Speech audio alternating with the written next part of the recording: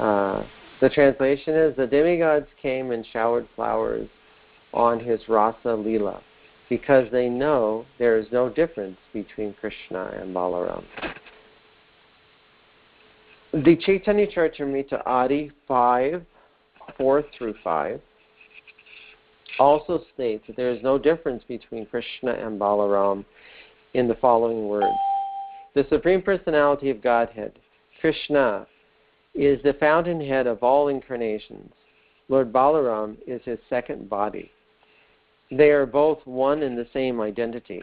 They differ only in form. He is the first bodily expansion of Krishna, and he assists Lord Krishna's transcendental pastimes. Also, in the Caitanya Charitamrita, Madhya chapter 20, verse 174, it is stated, the first manifestation of the Vaibhava feature of Krishna is Sri Balaramaji. Sri Balaram and Krishna have different bodily colors, but otherwise Sri Balaram is equal to Krishna in all respects. Lord Krishna glorifies Balaram, who is non-different from himself, in the Srimad Bhagavatam, Canto 10, Chapter 15, Text 8. Quote, you have embraced the young cowherd women because your two arms, a favor hankered after by the goddess of fortune. Oops, I got messed up. Sorry. Okay, you are embraced by the young cowherd women between your arms, a favor hankered after by the goddess of fortune herself. Om Agyanatimirandasya Gananjana Shalakaya Chakshun Militang Yena Tasmai Shri Gurave Namaha. Okay, so for all of you who are on Start Meeting, there's 4 of us over on Skype. But for all of you that can see this, I'm going to start a PowerPoint presentation. Oops, wrong one. There you go. I figured to put together a couple of pictures of Lord Balaram would be helpful for us to meditate upon the essence of this verse. So Balaram is non-different than Sri Krishna himself. He is Krishna's first expansion. So there is no difference between Krishna's Rasa Leela and Balaram's Rasa Leela. They are the same Supreme Personality of Godhead, simply in different bodies. The only difference between Krishna and Balaram is that Balaram is whitish and Krishna is blackish. So in the spiritual world, whether it's the spiritual world that comes as Bauma Leela, Gokula Vrindavan, or in the spiritual world, Goloka Vrindavan, they exchange transcendental pastimes. So here we see Krishna as a small boy with his brother Balaram. I thought this was a beautiful picture. For anybody that can't see it, we have the cowherd boys surrounding Krishna, who is milking a cow into a pot, and Krishna is shooting some milk from the udder of the cow directly into Balaram's mouth. And if you look at the face of the cow, she is so satisfied with this transcendental pastime. So we know that sometimes we wish we were another person. That's why people go to movies or they read novels or go to plays and dramas. They want to enter into the character of others and enjoy excitement and adventure and romance through another body. So they enter into that character. I grew up with siblings. I had an older brother and several sisters. And, you think about in your mind how, boy, if I would be my brother, I would have treated myself differently. I would have done this and that. So when Krishna wants to experience relationships he manifests them, simply manifests them. We have the desire, but we can't do it. And the reason why we have these desires is because we're part and parcel of the Lord. So when Krishna desires to have a relationship with his brother, he manifests himself as Sri Balaramaji to have all these transcendental pastimes. The same supreme enjoyer, all-potent personality of Godhead manifests himself in his second body as Sri Baladev. So we'll go to the next slide. And here we have a picture. Again, for anybody who doesn't see it, this is Krishna and Balaram, still very young bodies, stealing butter that's kept in the storerooms of the gopis. Some of the pots are smashed, tipping over, and they have their effulgence. It's a dark room, but yet the effulgence in their body cannot hide what the gopis try to keep from them. And you know how children, when they're young, they're really rascals. They steal things, break things, are always getting into mischief, kind of like monkeys. It's always into everything when we're small children. So this is just a reflection of the spiritual world. Even in this world, the pastimes of young children are very cute. For small babies, they do something, knock something over, and it's cute. They steal something or look ashamed or something like that, or if they're afraid of something they shouldn't logically be afraid of, it's endearing. So Krishna has these transcendental pastimes. He's the reservoir of all these rasas. So he exhibits them with the inhabitants of Vrindavan just to attract them. We all have a special relationship with Krishna, and Krishna reciprocates with the living entities according to our particular nature.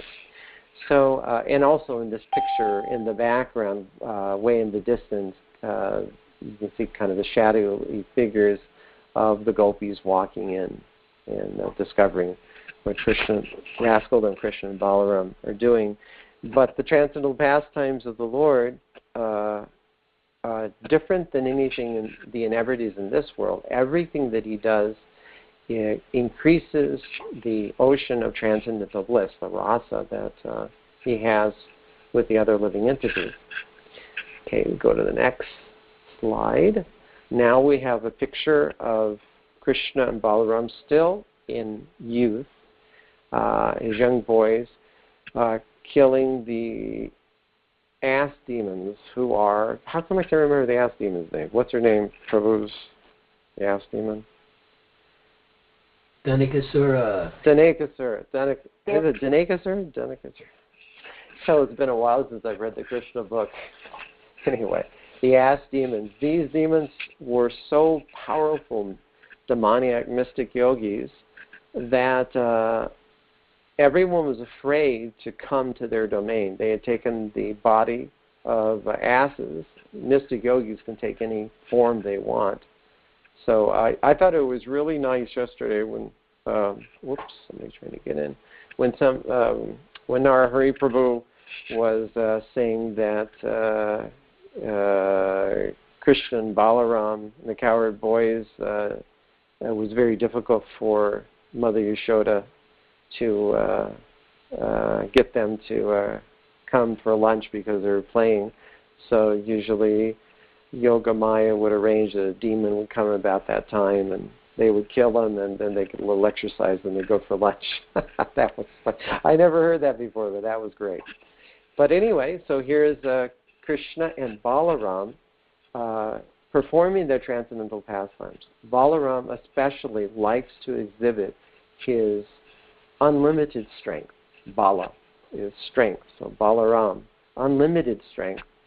And whatever he exhibits is for the good of the living entities, so the good of these demoniac beings that they were taking care of. Anyway, wonderful pastime that we will visit in the Srimad Bhagavatam Canto 10 when we get there.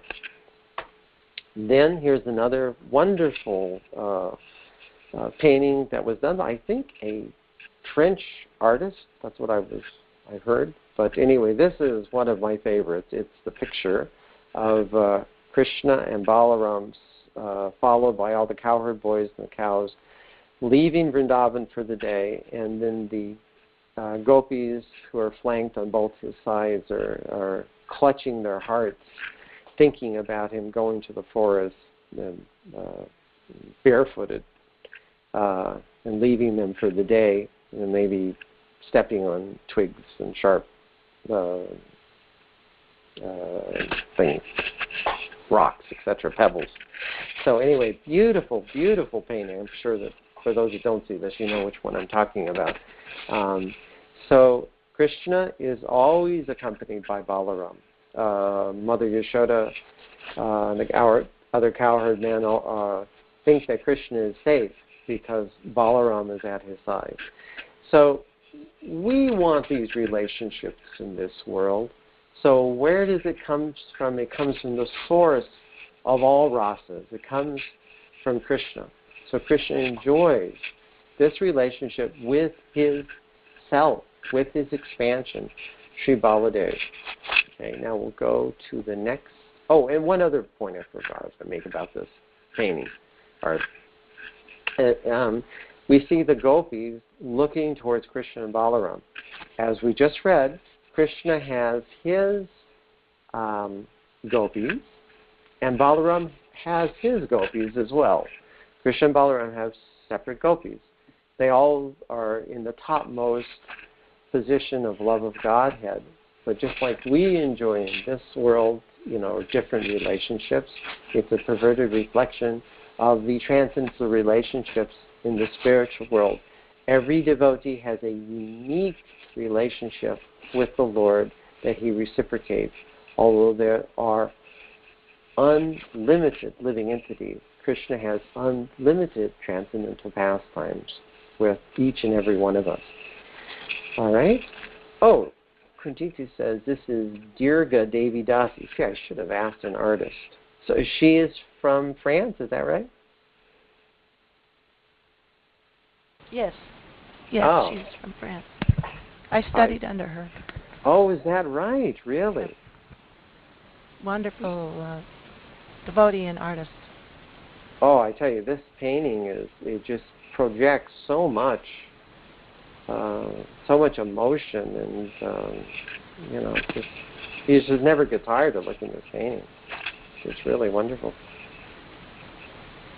Okay, and then now we have another slide, and this is of Krishna and Balaram in the forest of Vrindavan, surrounded by the peacocks and the swans and all the trees, and a deer who's snuggling up very close to Krishna's lotus feet, looking up at him. So this, I think, would be a painting, I'm just guessing, that the artist wanted to show. That it talks about in the 10th canto in the Krishna book about how Krishna is appreciating the beauty of Vrindavan and expressing it to Lord Balaram, telling about how wonderful the trees are, how pious they are, they're so giving, they provide fruits and flowers, and the fruits are so heavy that they're weighing down towards the ground. They seem to be wanting to touch his lotus feet. So it's astonishing that Krishna is, he's actually talking to himself, because Balaram is his self. But yet they have this transcendental relationship, and in that relationship, in that rasa, Krishna and Balaram are like separate entities. Astonishing. Who can understand?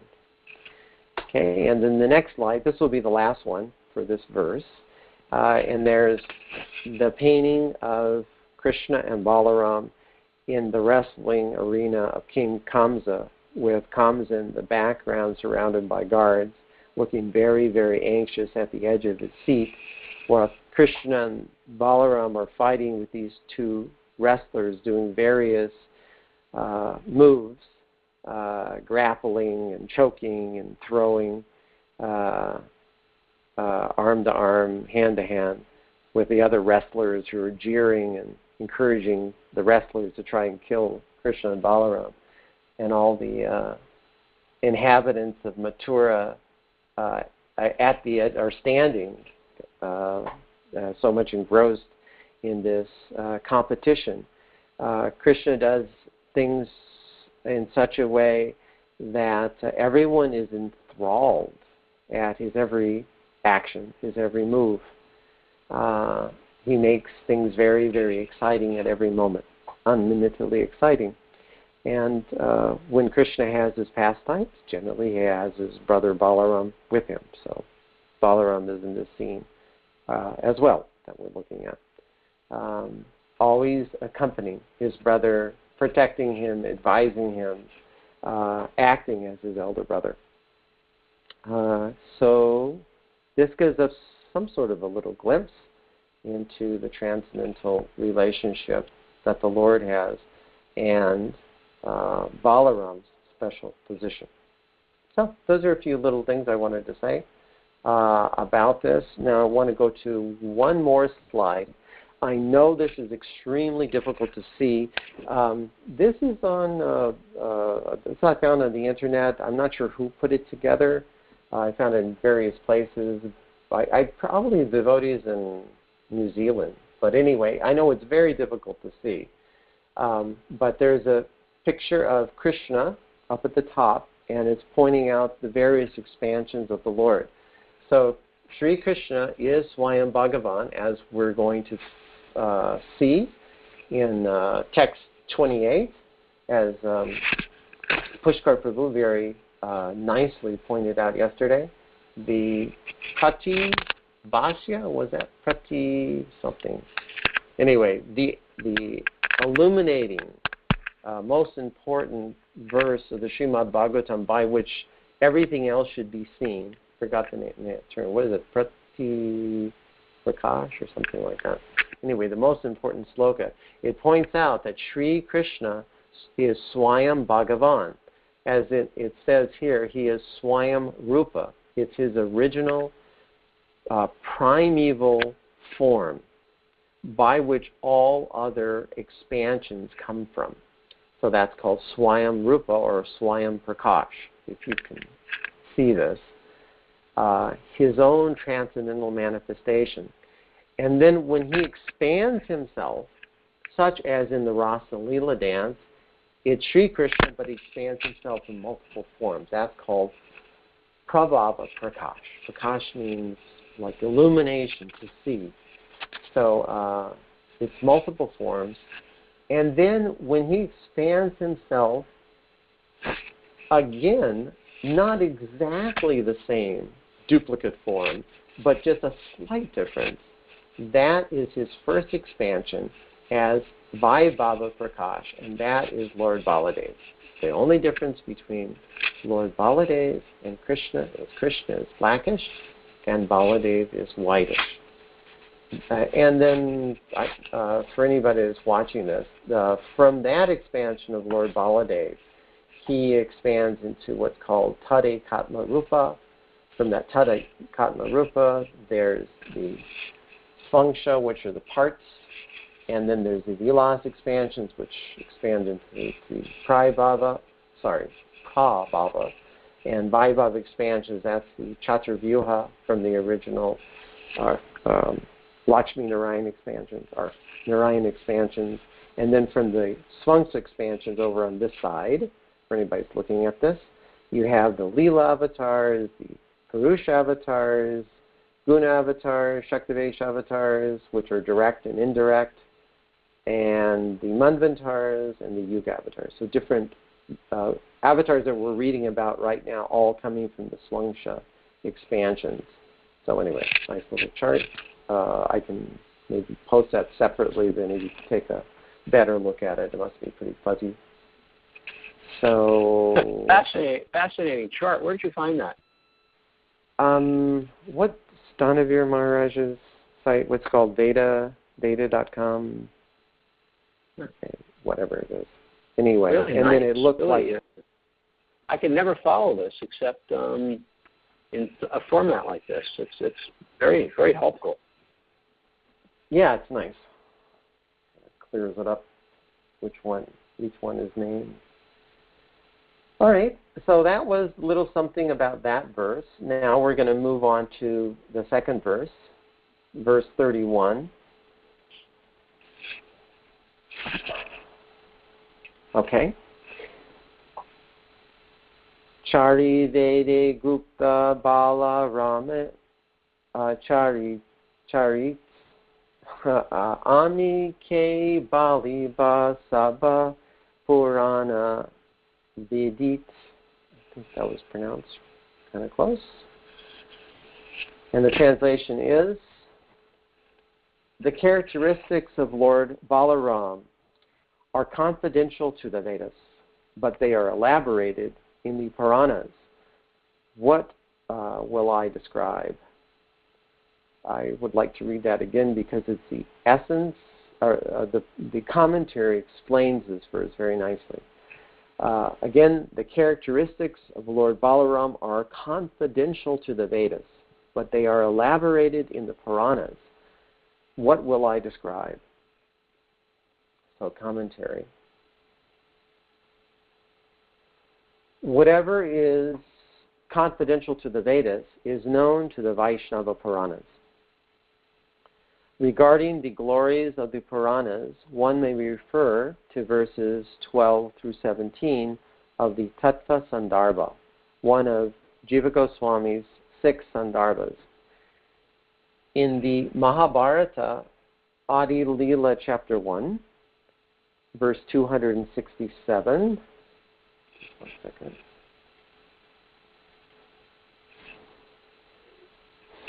It is stated, one should expand and accept the meaning of the Vedas with the help of the Itihasas, histories, and Puranas.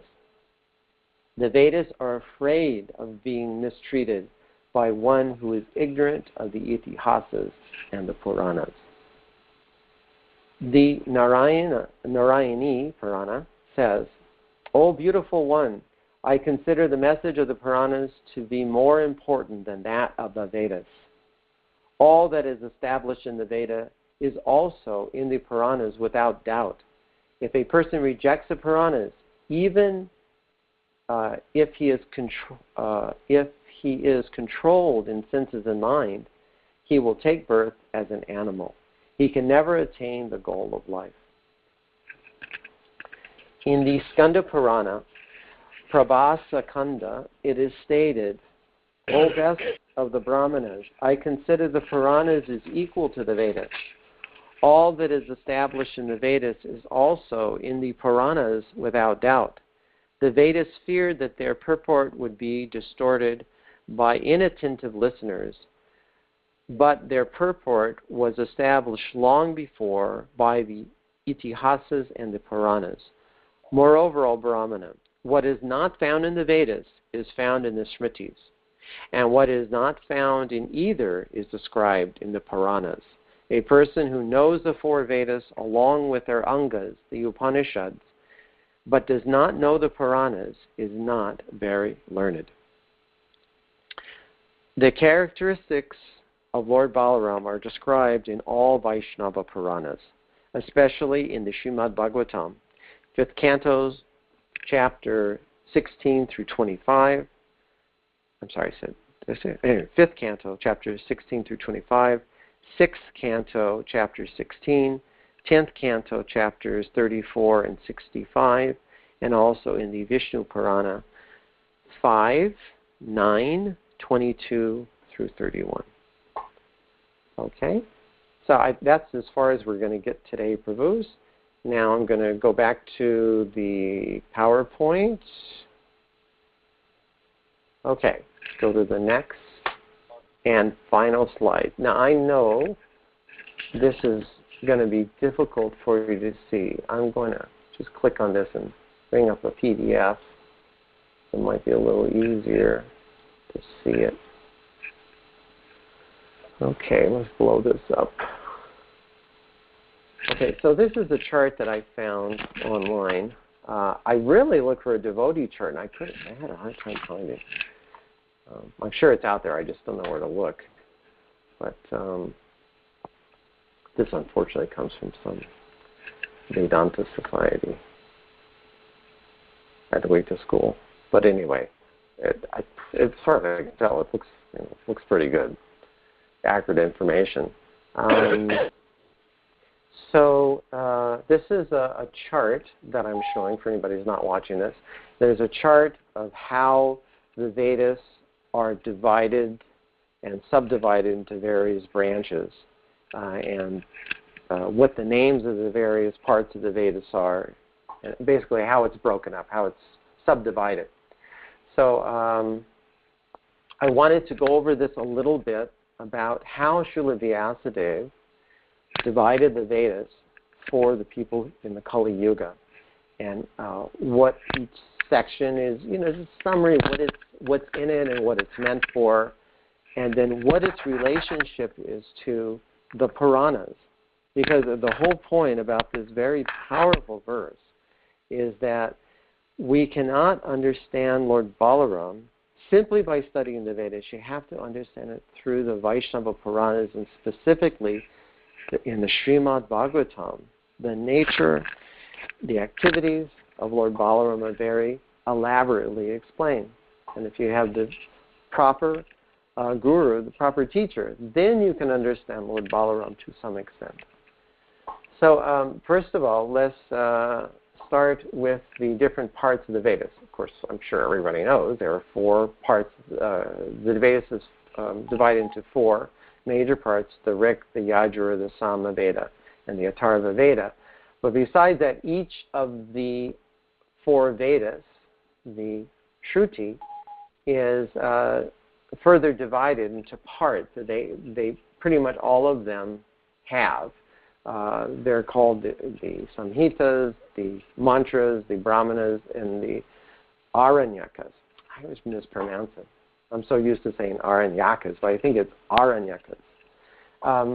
So the Samhitas, or hymns, they're found throughout all of the 4 Vedas. The Rig Veda, for instance, has 1,000 hymns composed of about 10,000 verses. And the Sama Veda, I hear an echo. The Sama Veda is made up of chants, different melodies, and those are mostly borrowed, almost in its entirety, from the Rig Veda. Then the Yajur Veda, that specifically has to do with sacrificial performances, like formulas, how to perform a sacrifice properly. And that also has many sections that are taken from the original Rig Veda. Then there's finally the Atharva Veda. The Atharva Veda are prayers that are incantations, they're spells, they're prayers to get rid of different types of diseases. So those are the Samhitas, and you can kind of see here in our chart here, Samhitas, and then there's the mantras.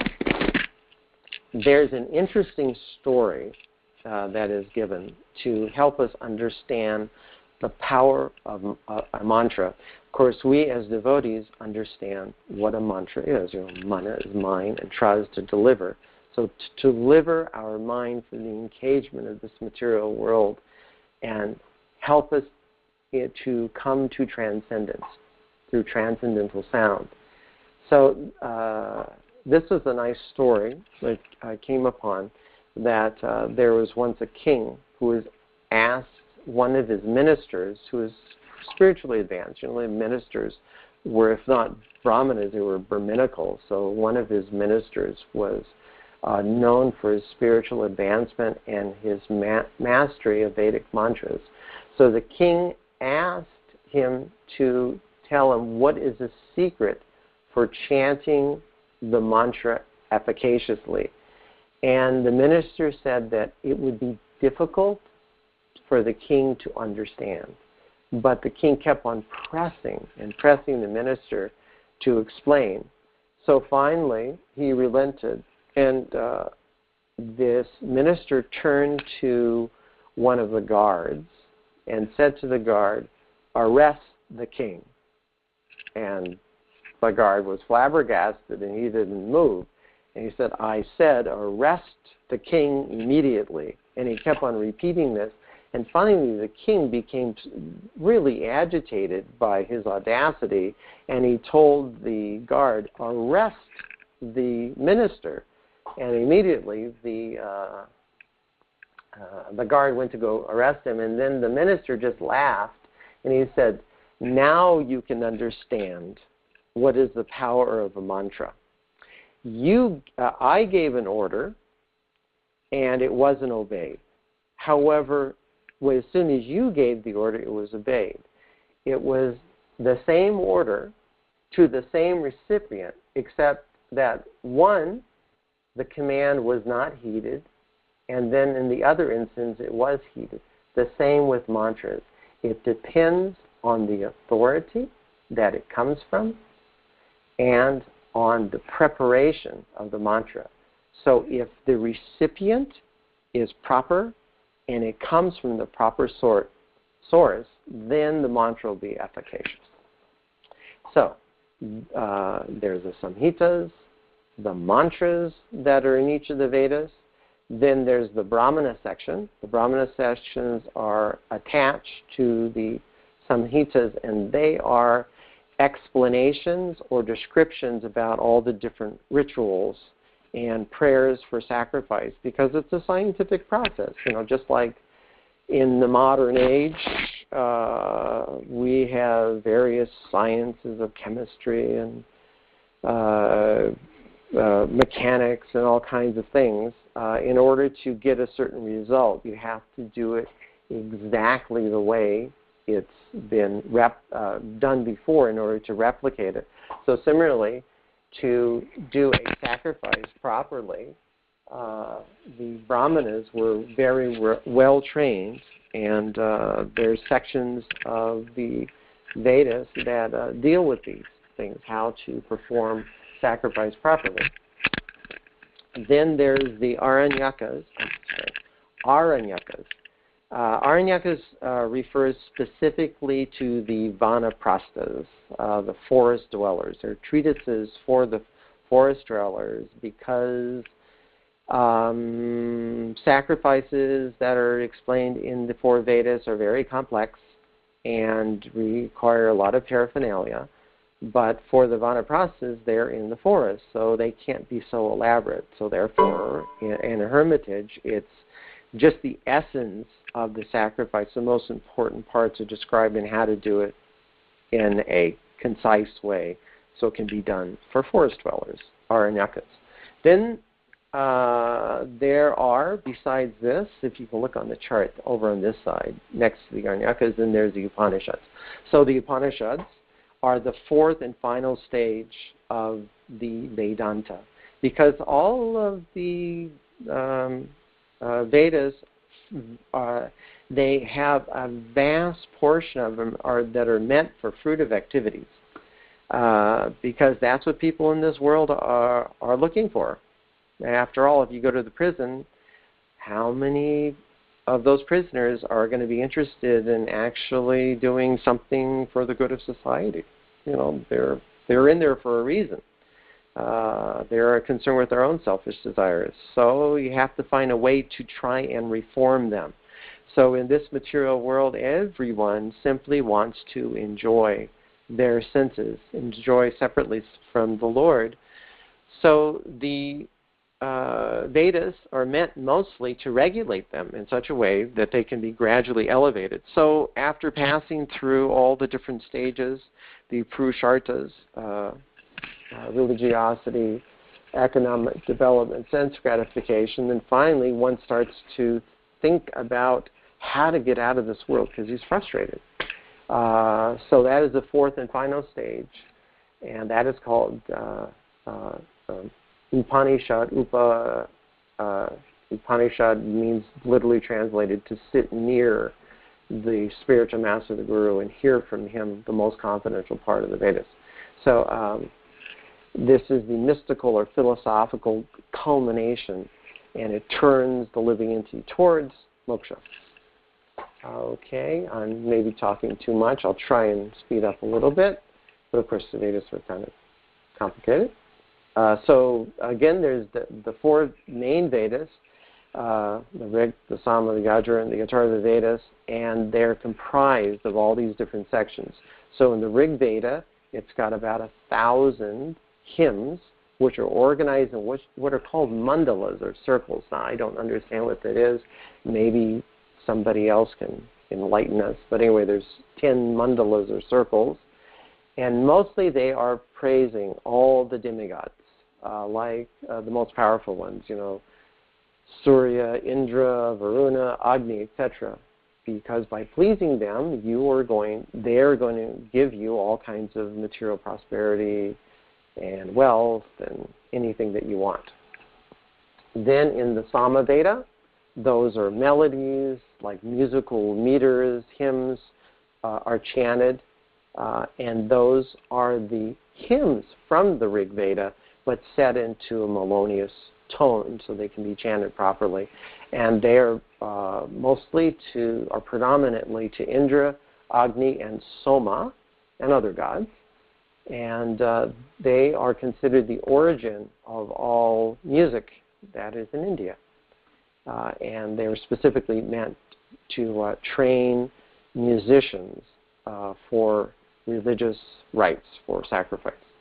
And then there is Yajur Veda. It's hymns, again from the Rig Veda, but specifically for ritualistic formulas to be used in sacrifice. Because after all, Yajur means sacrifice, so it's called the Yajur Veda. And they tell how to build an altar and when a sacrifice should be performed, whether on the new moon night it's done a certain way and on the full moon night it's done another way. And there's 2 collections of samhitas in the Yajur Veda, the white samhitas and then the black samhitas. And then lastly, there is the Atharva Veda, which many refer to the Veda as Trivedi, because here's some technical stuff. The Rig Veda is Hotri, which means reciting the sacred hymns. The Sama Veda is Udgatri. I hope I'm pronouncing this correctly. That means singing.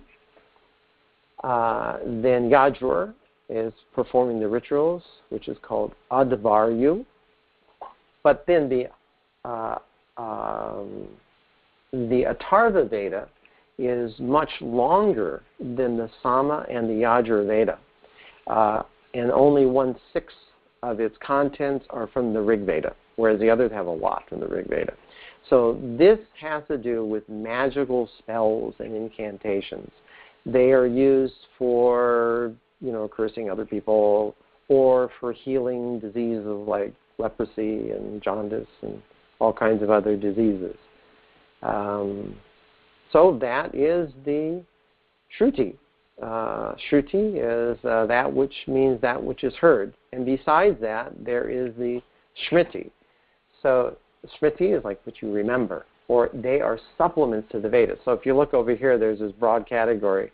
The Shruti, over here, the 4 Vedas and all of its branches, and then over here, how come this doesn't work?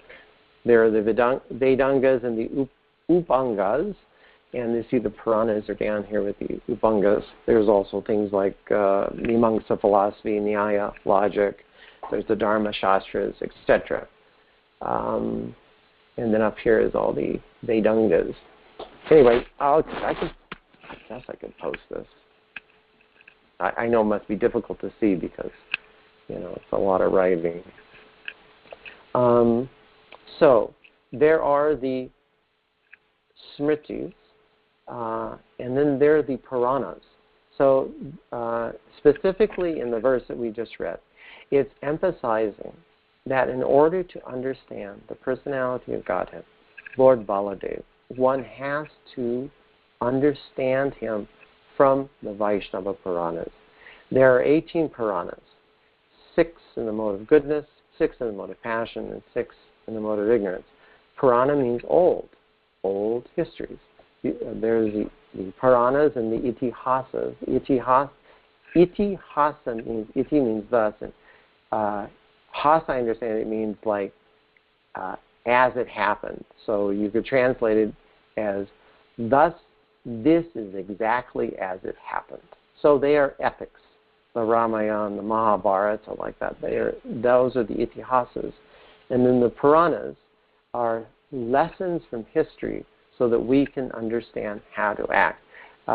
There was this real nice article that Mother Urmila posted a month or two ago. I wish I would have looked it up before class, but anyway, it was stressing in the article how by the use of stories, this is how public speakers, teachers, world leaders are able to convey their ideas. If you just try and tell somebody, give them an edict, it's going to be a lot more difficult for them to accept. But if you tell them a story, if they can visualize it within their mind, they have something that they can follow and emulate, and they start to internalize it. The same, so what we're using now, kind of like stumbling upon, that is what the Puranas are. They're stories that illustrate the lessons of the Vedas. So what we're concerned about is specifically the Vaishnava Puranas, and without a doubt, the greatest of all Puranas is the Bhagavata Purana. That, by studying this Purana, and the Vishnu Puranas and others, we can understand the Lord to some degree. At least we can understand him in truth. It also mentions in the purport about the Sandarbhas, the Satsandarbhas by the Goswamis. Sandarbha means to weaving or arranging. So they're highly philosophical works that explain the Vedanta, the culmination of the Vedas. There's wonderful verses that are quoted in the purport. From the Mahabharata, it says that one should expand and accept the meaning of the Vedas with the help of the Itihasas and the Puranas. The Vedas are afraid of being mistreated by one who is ignorant of the Itihasas and Puranas. What a statement. Because in this age we are short-lived, our memories are shot, we're easily misguided, we have so many disqualifications. How we can understand the Vedas. So the Itihasas and the Puranas are meant to help us understand what is the meaning behind the Vedas. Otherwise, we'll just be lost. Then it's stated that in the Naradiya Purana, that the message of the Puranas is more important than the Vedas, that all that is established in the Vedas is also in the Puranas without a doubt. If persons reject the Puranas, even if they can control their mind and their senses, they will take birth as animals and they will not attain the goal of life. Stressing to such a degree. And then in the Skanda Purana, it says that the Puranas are equal to the Vedas in all respects, and they establish what is in the Vedas. What is in the Vedas is in the Puranas without a doubt. The Vedas fear that their purport would be distorted by inattentive listening, but their purport was established long before in the Itihasas and the Puranas. And then there's this very powerful statement that, moreover, what is not found in the Vedas is found in the Smritis, and then what is not found in the Vedas or the Smritis is described in the Puranas. And that a person who knows the 4 Vedas along with their Angas, the Upanishads, but does not know the Puranas, is not very learned. Now that's quite a statement, because I was talking to one very learned devotee.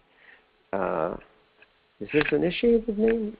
Anyway, his name was Ravi Gautam. Now what's his name? I can't remember. Anyway, he's a very learned devotee. But he was telling me that when he grew up in his village, he witnessed these brahmanas that from a very young age they would learn all the Vedic mantras, and there was Eka-Vedis, Du-Vedis, Tri-Vedis. They would see Tri-Vedis. He never saw a Chatur-Vedi, but he saw a Tri-Vedi that understood 3 of the Vedas, and they could recite it verbatim by memory, forwards and backwards. And then in order to get the title, Eka-Vedi, Du-Vedi, Tri-Vedi, he witnessed that in their village there would be a group of brahmanas. The one that was reciting to prove that he had learned the Vedas and get the title, he would be reciting. There would be another brahmana that would be keeping time by, I think he was dinging a bell. And what this another like referee brahmana would do is, as this brahmana was reciting the Rig and the Atharva Veda, they would stop them periodically during his recitation, ask him how many times the bell had rung. And then there was another brahmana who had a knife, and if at any time he made a mistake, they would cut out his tongue. It's not exactly for Vaishnavas, but it just shows you to how strict, fanatical the Brahmanas were. And you can imagine in previous ages, that just by the mispronunciation of one syllable, one accent, it could produce a completely different effect. I'm referring to the history of Vitrasura, when Twashta, the father of, I forgot his name, with 4 heads. What was his name? Or 3 heads that got killed by Indra? Anyway, whatever his name was. His son was killed, and so Twasta, the father, was performing a sacrifice to get an enemy of Indra, and he put oblations of fire, and he chanted the mantra, and he said, that he wanted Indra Shatru, because he said Indra Shatru with the long A, or maybe the other way around, I forgot. Instead of an enemy of Indra, it became one of Indra's enemies. So because of that, he could be killed. Instead of the demon that came out of the fire killing Indra, Indra killed him. So just one little mistake. The mantras were so exact that these were like Vedic scientists they had to understand. However, we learn from this verse in the Skanda Purana that even somebody who is so learned in Vedic sacrifice to that degree, if he does not know the Puranas, he is not very learned. He's just missed the boat. What is the conclusion of all other Vedas? So the characteristics of Lord Baladev are described in the Vaishnava Puranas, especially Srimad Bhagavatam and Vishnu Purana. Boy, I'm just talking. I'm going to stop right now. Guaranteed. Just give me a minute here. I'm almost done. In the 5th canto, it describes Anantadev, who's the source of Lord Shiva. There's another section, I believe, of the inhabitants of Jambudweep worship Lord Sankarshan. In the 6th canto, Chitraketu has beautiful prayers. We just talked about Vitrasura. Vitrasura in his previous life was Chitraketu, who got cursed by Mother Parvati. So Chitraketu, after he was benedicted by Narada and Angira Muni, I believe it was Angira, he had the darshan of Sankarshan who appeared to him, and then there's wonderful prayers that Chitraketu offers to Lord Sankarshan, and then in the 10th canto there's the pastime of Shankachuda, the demon who had a jewel that looked like a conch shell. It was killed by Lord Balaram when he dared to attack the gopis, trying to take them away. So at that time, there's wonderful prayers that were offered to Lord Balaram by Krishna himself. And Krishna, again, also in the Srimad Bhagavatam's canto, we showed that one slide, Krishna and Balaram in the forest. So Krishna is praising the forest of Vrindavan and praising Lord Balaram. So anyway, these are the sources of our knowledge of Lord Baladev, so we can develop proper attention and respect for Lord Baladev, and then eventually, when we become pure, we can develop transcendental love for the Lord. So at least in our neophyte stage, we have to understand his transcendental position and not create offense. All right, so I am going to stop at this point. I took up the entire time. I just want to stress, I didn't mute anybody, by the way. You can unmute yourself.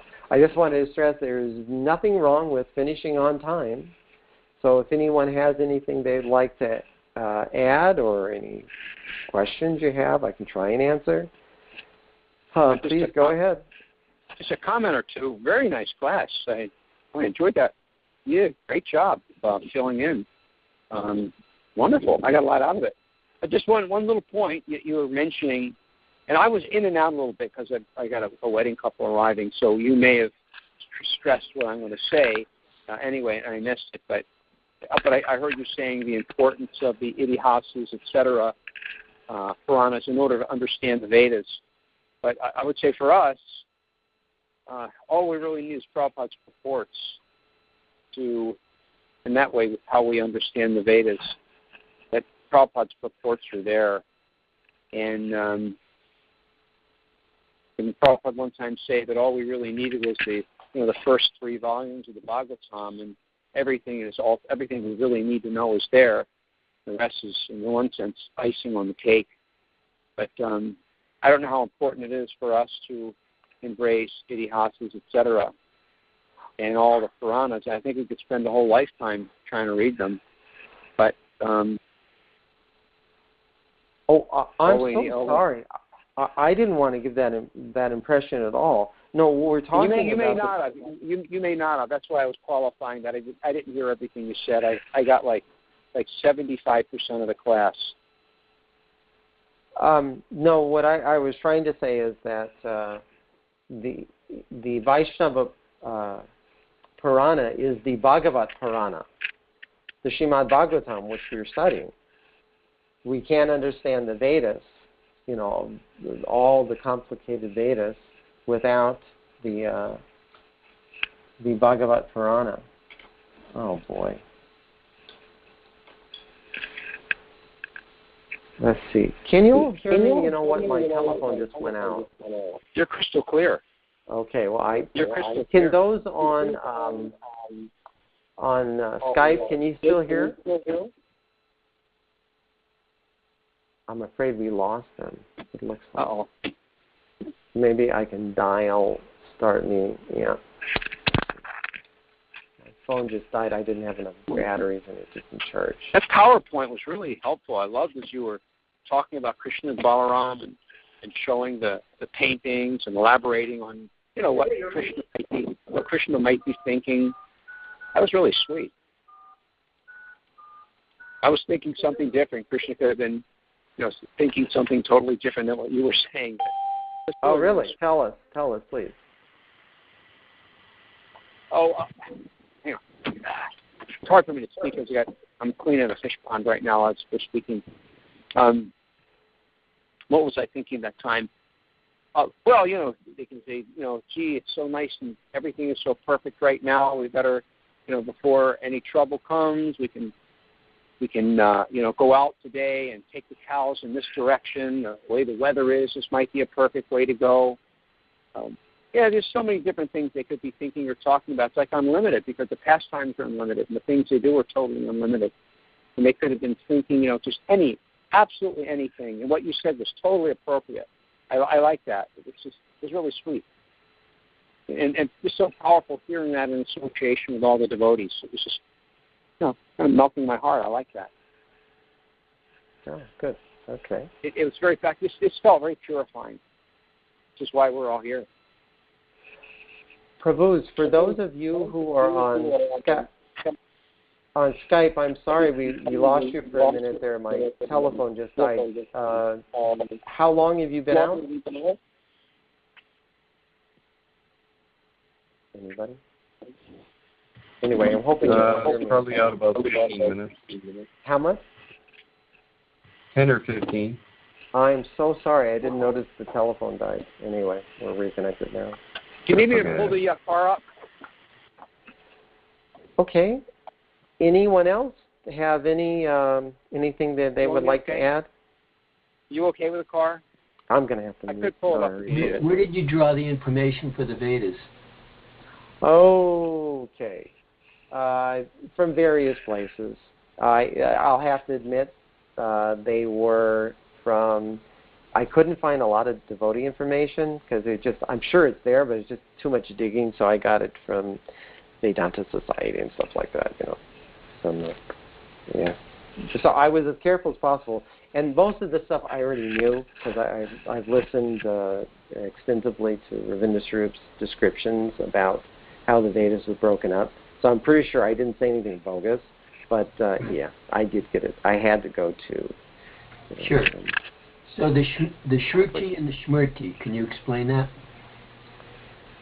Okay. Well, of course, obviously we know what the Shruti is. That's the original Vedas. So the Smriti is corollaries that explain what are the Vedas.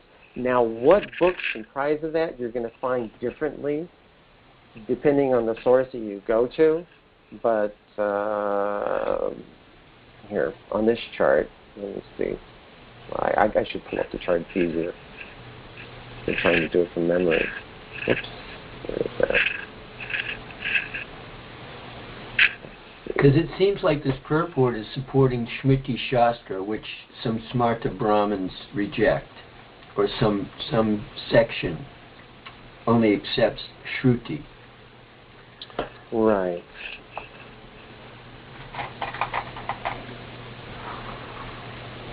Well, look, on the chart that I'm looking at, which I just don't know how bona fide it is, it includes the Puranas as Smriti. It includes the things like Jyotish Shastra, Shilpa Shastras, what are called the Vedangas. Those are all Smriti.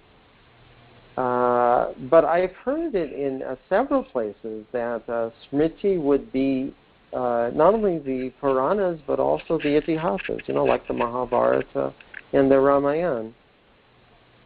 Right. So that which is heard, that which is remembered.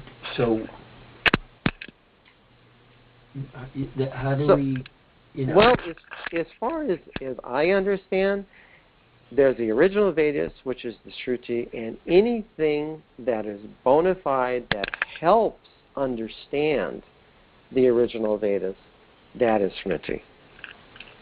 But the Veda Vyas himself expanded the Vedas so they could be understood. Correct? Right. So it's odd that someone wouldn't accept something that the original author intended for understanding the Vedas. Well, I think that the term Smriti can be used in different ways.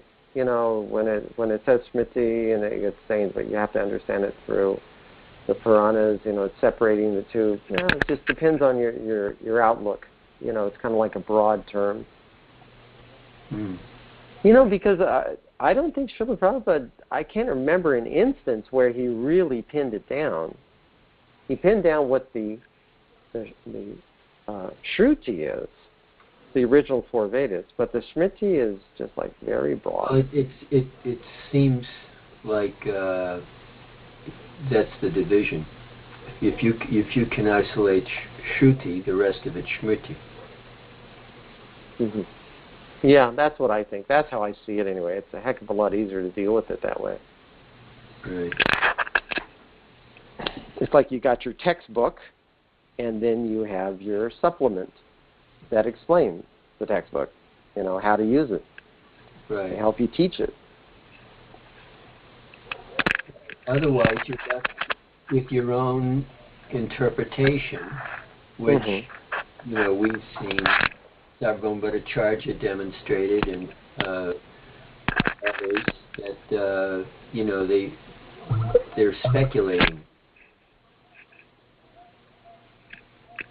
That's the problem.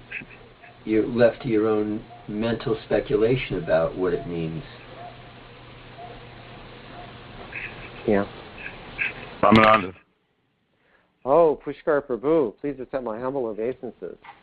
I was just painting, but if you could somehow email me, some of those charts, if they're possible, because I couldn't see them anyway, even if I was looking. But I was just going to say that there's, I can't remember exactly, I know exactly this happened, but somebody challenged the Prabhupada that Gita is not Shruti, and Prabhupada said, no, it's Shruti, even though it's in Mahabharata, because Krishna is directly speaking it. So, and then for that matter, Uddhava Gita, there's so much stuff where Krishna is directly speaking.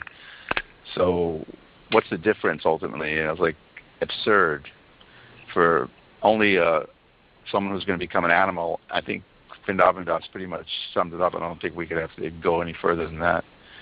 Would make a big stink. I'll be happy.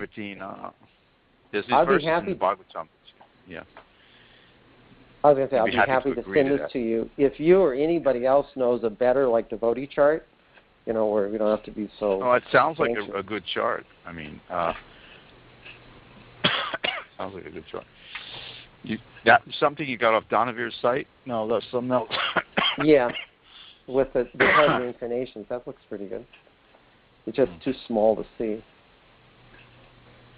Oh, huh.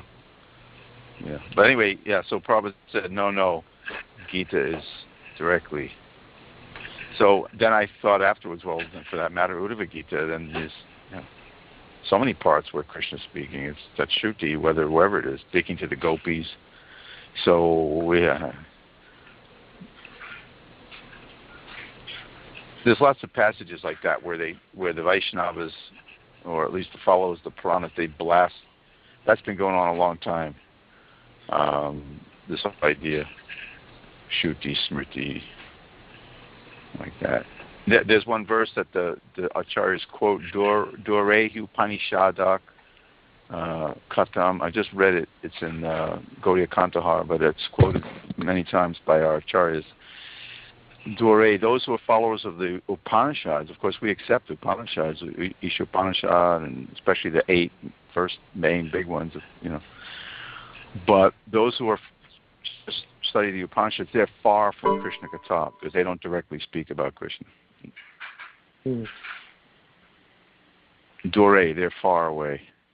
I couldn't find that immediately, that verse, but I think it's quoted in one of the purports in the Bhagavatam somewhere.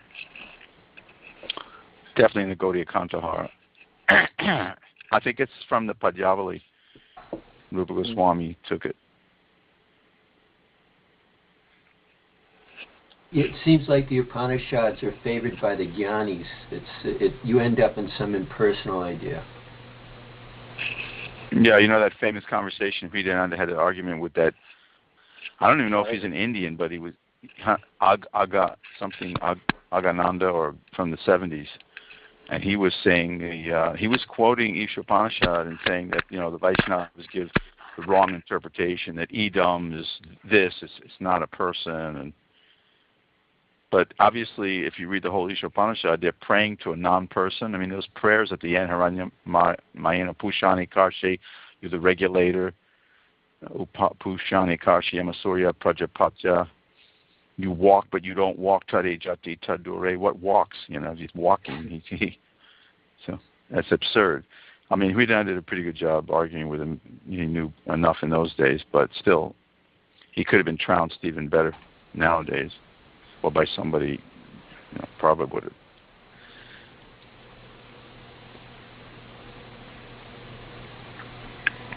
Okay. Oh, very good. I'm sorry we didn't get your association today, Prabhu, but look forward to it next week, or your class, rather. Yeah, well, the Vedas are pretty much summed up there. Vedaishya, in Bhagavad Gita, Vedaishya Sarvam. Arjuna's prayer, Vetasi Vejam Cha Param Cha Dhamma. You are all that is to be known. You know everything. Veda Yagya Tapoga Ugra. You can't be known by any kind of tapasya, by any kind of Veda. Arjuna's prayers, 11th chapter. Vedeshu Ageshu Tapasyu Chaiva, the last verse of the 8th chapter of the Gita. Vedeshu Chapeshu Daneshu Paleshu. Sum total of all charity, all Vedas, all austerity. There it is. But of course, if you're someone like Srila Bhaktisiddhanta or a brainiac, then you know this stuff and argue it. But there's not even that many Mayavadis that know it, that it's worth learning it to argue with them. I mean, I heard. Yeah. I heard a funny story years ago that by some mistake, Srila Bhaktisiddhanta Saraswati was invited to some big meeting where they were going to discuss the Vedas, and what the conclusion of the Vedas were. And so he got the invitation, and then they started sending him things. The Brahmins, they said, if you come, you can't quote from any of the Vaishnav Shastras. And Srila Bhaktisiddhanta said, okay. And then they went back to him and said, we won't accept anything from Smriti Shastra. Srila Bhaktisiddhanta says, okay. And they kept putting these restrictions on him, and he kept saying, okay. And then they said, please don't come. They were still, they were so afraid of him. They said that you please don't come. Well, they knew they were going to get smashed. They should have just surrendered if they were that afraid.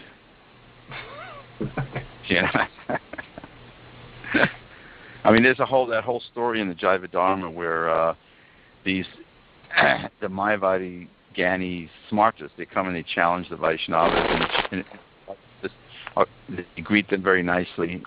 I can't remember the chapter, like 15. It might have been in the 7th, actually. And they come there and they're really upset.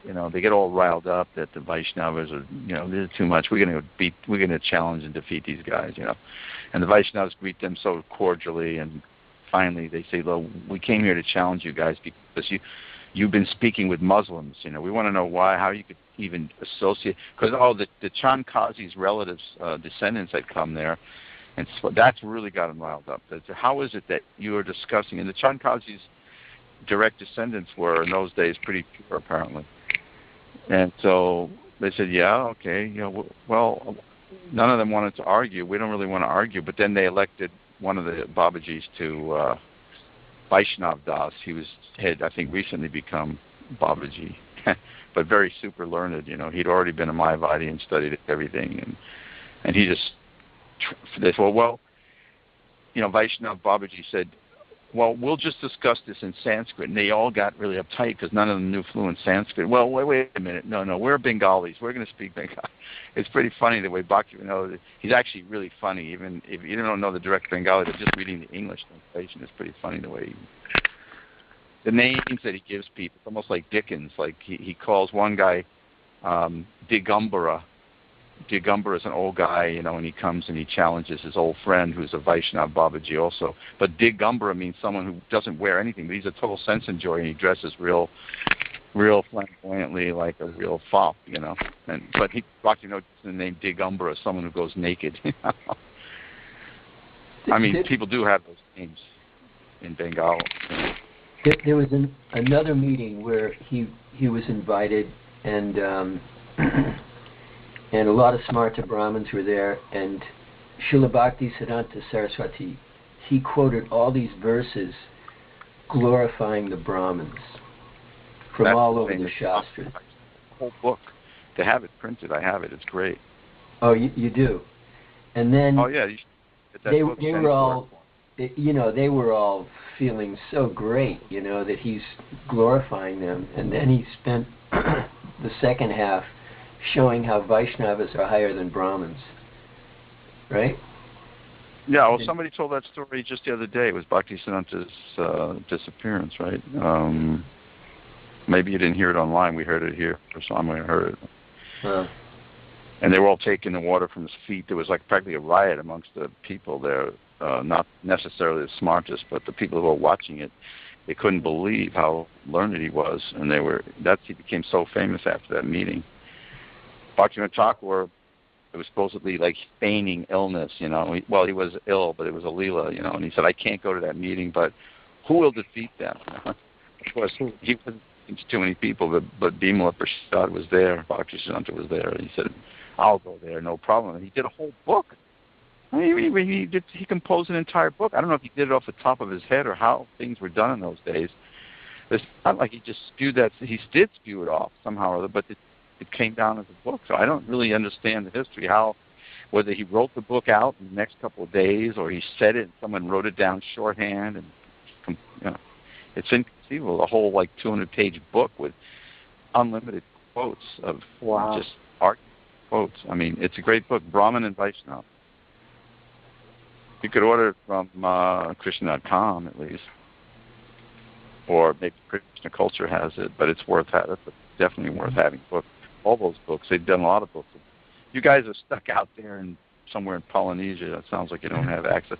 Of course, you can find it online, a lot of stuff. Ramananda seems to access all the stuff online, but there are Brahman and Vaishnava, that's a classic. No, we can get the stuff. We just don't have the brain power for it.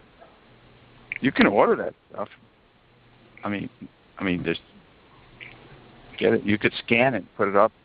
If it's not already, it might already be on one of the folios, but I'm not sure. Brahman and Vaishnava. You could look for it. Okay, Prabhus. It's getting a little late. It's about 10 to 8 Hawaii time. Thank you, Pushkar, for coming on. Thanks, Vidagda, for your comments, or Harry for your comments. All the rest of the devotees, too. Thank you. I know exactly where you dropped off, where I couldn't hear you. You were talking about Ravi Gautam, and when he grew up, there were like Trivedis, but then you get cut off, and you were going to say he never knew any Chaturvedis. But there is people with names like Chaturvedi, means people who are familiar with the four Vedas, but whether they really know the four Vedas, it's pretty heavy duty. You'd be happy to have a big brain and spend most of your time doing that to study it. But so it did get cut for about 10 minutes. I don't know what you said. Oh, didn't hear the part about the knife? They cut out his tongue if he slips up and makes one mistake? No. You got cut right when Ravi Gautam grew up in the village and knew the three Vedas. He knew people who knew the three Vedas. Got cut. I knew he got cut. Yeah, you said that there's one Brahmin there who just has the knife, and as soon as he makes a mistake, they cut out his tongue. That's what he said. He witnessed it himself. He did, but they would cut his tongue if he made a mistake, but they didn't, so they got the title. Well, it still sounds like pretty heavy-duty stuff. I know. Sounds pretty fanatical, but somehow or other they're that learned, that they're willing to do it. I mean, that's it. You imagine kind of what pressure you're under, and you got to remember all the time that the bell dings and all that stuff. If you make a mistake, you're going to get your tongue cut out, but you can be so composed. Shoo! And they don't know anything if they don't know Vaishnava, the conclusion of the Vedas. That was my point about the verse. Pretty powerful. Okay, I'll download it sometime. And I always think I'm going to download stuff. I never do, but Haribol. Okay, Prabhu, thank you very much, everyone, for your association. By the way, I made a mistake. I made an announcement last night. Ravinda Sharif Prabhu is going to give class tomorrow morning, at least he's scheduled to. So if anybody wants to listen in, that's 10:30 Eastern, 5:30 Hawaii time. So we'll be broadcasting that. So thank you very much, Prabhus, for your association. We look forward to seeing everybody again very soon. All glories to Srila Prabhupada. Hare Krishna.